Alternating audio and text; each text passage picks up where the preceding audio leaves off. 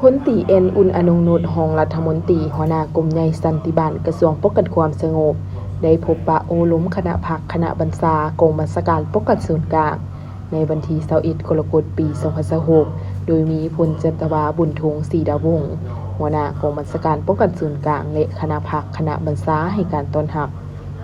ในโอกาสที่ทานรองรัฐมนตรีได้มีคำเห็นโอ้ล้มท่านได้เน้นหนักให้กำลังป้องกันส่วนกลางสุ่มใส่จัดตั้งปฏิบัติหน้าที่เวียงงานในต่อหน้าเป็นต้นเมนต้องสืบโตยกบทบาทการนำพาของพรรคและสร้างแถวทันพนักงานสมาชิกพรรคให้เข้มแข็งหนักแน่น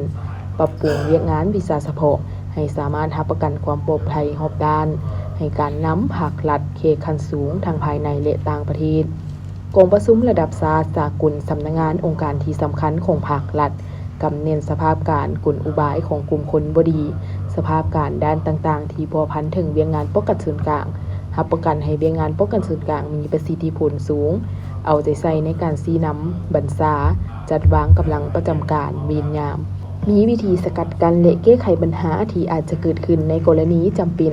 สุขสืนพร้อมทั้งมีมาตรการตัวจริงเด็ดขาดบ่ให้มีการกระทำที่เป็นอันตรายต่อการนำภาครัฐเอาใจใส่ปฏิบัตินโยบายด้านต่างๆต่อสมาชิกพรรคนายและพลตำรวจในทั่วกำลังป้องกันส่วนกลางอย่างต่อเนื่อง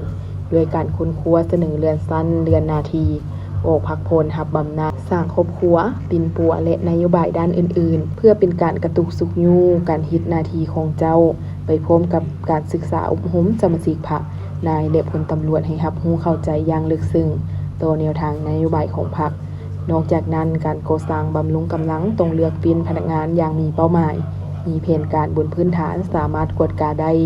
มีความรู้ทางด้านวิชาเฉพาะป้องกันความสงบและหน้าที่เป็นงานของพนักงานผู้นั้นที่พร้อมรับผิดชอบอยู่สืบโตปรับปรุงโครงสร้างพื้นฐานทั้งขึ้นเพนประกอบพาหนะอุปกรณ์เทคนิคที่จำเป็นแล้วนำเสนอขั้นถึงอนุมัติตามระเบียบหลักการนอกจากนี้ต้องสุ่มใส่จัดตั้งปฏิบัติตามทิศของพรรคที่ว่าพึ่งตนเองกุมตนเองและสร้างความเข้มแข็งด้วยตนเองเถื่อละก้าว